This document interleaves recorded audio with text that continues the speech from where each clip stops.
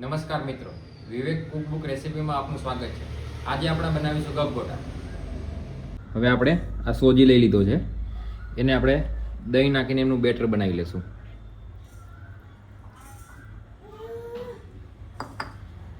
હવે આમને બરાબર હલાવી લેશું આપણે.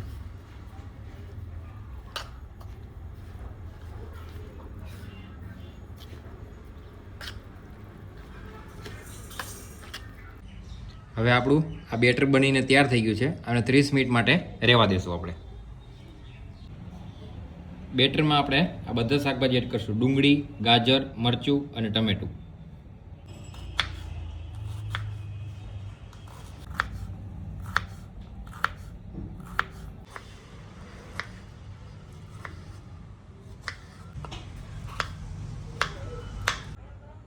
હવે આપણે આમાં મીઠું એડ કરશું.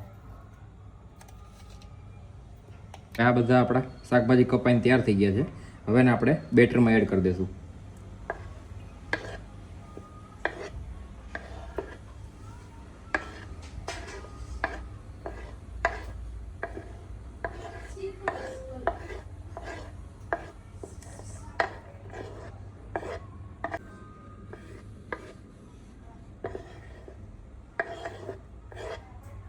હવે આપણે આમને બરાબર મિક્સ કરી લઈશું બધો મસાલો.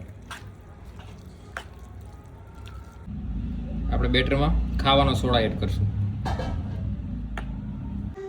હવે આપણે ગપગોટા માટે રાઈનો વઘાર કરશું. તેલ પહેલાં ઉમેરીશું. હવે આપણે આમાં વઘાર માટે રાઈ નાખશું.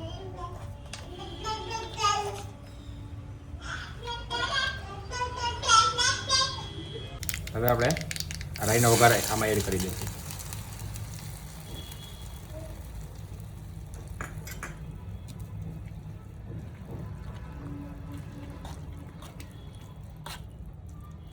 લોટીમાં આપણે થોડું તેલ લગાવી લઈશું બધામાં.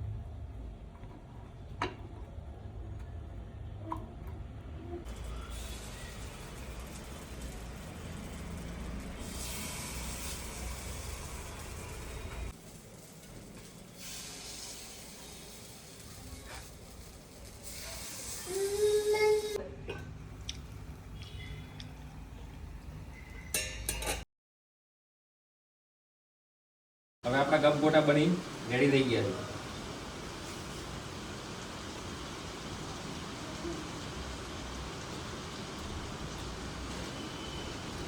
આપણી રેસીપી તમને સારી લાગી હોય તો લાઈક, સબસ્ક્રાઈબ અને શેર કરવાનું ભૂલતા નહીં.